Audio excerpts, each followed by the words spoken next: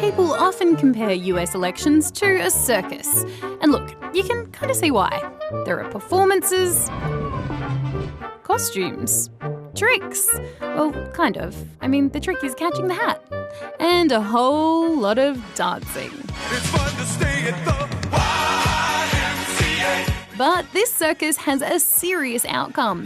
And once Election Day came along, the future of the country was in the hands of your average Joe. Or Joanne. Voting isn't compulsory in the US, but hundreds of millions of Americans chose to have their say. The most voters the US has seen in more than a century. But while the end game for these two is, of course, winning.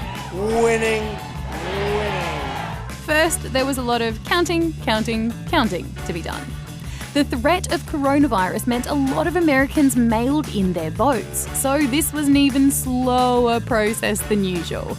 And I'm not sure these guys really got enough of a... Thank you. There you go. As the numbers rolled in, it was clear that this would be a grab your popcorn, edge of your seat, nail-bitingly neck and neck kind of election. But there was confidence on both sides. We believe we're on track to win this election. We were getting ready to win this election. Frankly, we did win this election. Wait, what? No, he hadn't. But the controversy didn't end there. President Trump started accusing his opposition of rigging the election and called for counting to stop. But after several tense days of waiting, it finally became clear that one presidential candidate did have enough votes to win. Spoiler alert, it wasn't Trump. The President-elect of the United States of America, Joe Biden.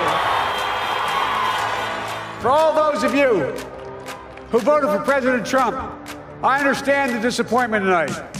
I've lost a couple times myself, but now, let's give each other a chance. Biden supporters across America were literally dancing in the streets.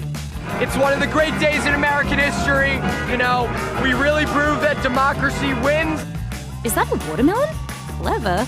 Anyway, they also celebrated Biden's running mate, Kamala Harris, who's the first woman of colour to become Vice President of the United States. And to the children of our country, regardless of your gender, our country has sent you a clear message. Dream with ambition. It gives women of color, minorities, hope, like we can dream big. So I am excited to see that. So that's it. The election is finally over, right? And not quite. President Trump isn't ready to admit defeat. He's demanding a recount of votes in some states and says he's going to challenge the election result in court. Many Trump supporters are backing that. So we're here to show support for our president, and we know that there is absolutely no way that they've counted all of our legal votes. Others say Joe Biden is the winner, fair and square. America spoke, the people spoke. You got to count every vote, okay? We won't have an official winner for a few weeks yet, and that winner won't be sworn into office until January.